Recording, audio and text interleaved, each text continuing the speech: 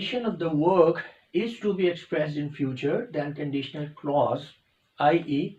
if part of the sentence. conditional clause वो होता है clause जो कि if part of the sentence होता है, अभी आपको समझ लग जाएगी. is written in present indefinite tense and other part of the sentence is expressed in future indefinite tense. ये गलती स्टूडेंट्स अक्सर ही करते हैं कि कंडीशनल सेंटेंस को यूज़ करते हुए जब उन्होंने फ्यूचर के अंदर किसी काम की कंडीशन को ज़ाहिर करना होता है तो वो कंडीशनल क्लॉज जो है यानी if part of the sentence उसको भी फ्यूचर में लिख रहे होते हैं. ये गलती है.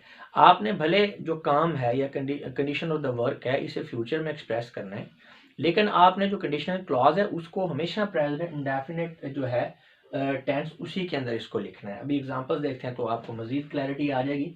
If she will come here we shall meet her. अगर वो आती है तो हम उससे मिलेंगे. आती है, ठीक है, या वो आएगी भी तो आप इसका ट्रांसलेट कर सकते हैं, लेकिन ये आपने उसको इस तरह से लिखना है. If she comes here we shall meet her. ठीक है, अगर वो आती हो तो हम इससे मिलेंगे, या वो आएगी तो हम उससे मिलेंगे. फिर भी आपने प्रेजेंट में लिखना है कंडीशनल क्लॉज. ये आपका गलत है, यहाँ पे हमने फ्यूचर में कर लिए. बाकी सेंटेंसेस में भी ऐसे ही. If we shall go to market we shall bring books, गलत है. If we go to market we shall bring books. If she resign she will suffer. अब यहाँ पे हमने जो आपका कंडीशनल क्लॉज है उसको पास में ले गए हैं, बात हम फ्यूचर की कर रहे हैं आगे जाके. जनाब यहाँ पे हमने इसे भी प्रेजेंट इंडेफिनिट में करना है. If she resigns she will suffer. Next है if you shall confess you will be released. तो यहाँ पे भी आपने जो आपका कंडीशनल क्लॉज है इसको प्रेजेंट टेंस में लिखना है. If you confess you will be released. When we shall visit them we shall discuss the issue.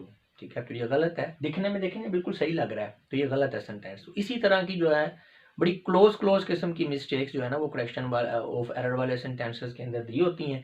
Students उनको गलत कर लेते हैं और उन्होंने अपना जिन बनाया होता है कि यार इतने मार्क्स हमारे आ जाएंगे. जब रिजल्ट आता है कहते हैं यार पता नहीं चेकिंग गलत हो गई है, हमारे तो मार्क्स बहुत अच्छे आने चाहिए थे.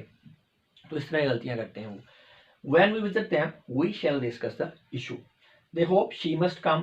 अब यहाँ पे बात अगर आप फ्यूचर की कर रहे हैं क्योंकि सेंस फ्यूचर की आ रही है तो लिहाजा आपने जो आपका नेक्स्ट पार्ट है जो सेंटेंस का उसे आप फ्यूचर में लिखेंगे. They hope she will have. Hope का मतलब यही है ना कि वो उम्मीद कर रहे हैं. उम्मीद हमेशा आने वाले वक्त के बारे में की जाती है.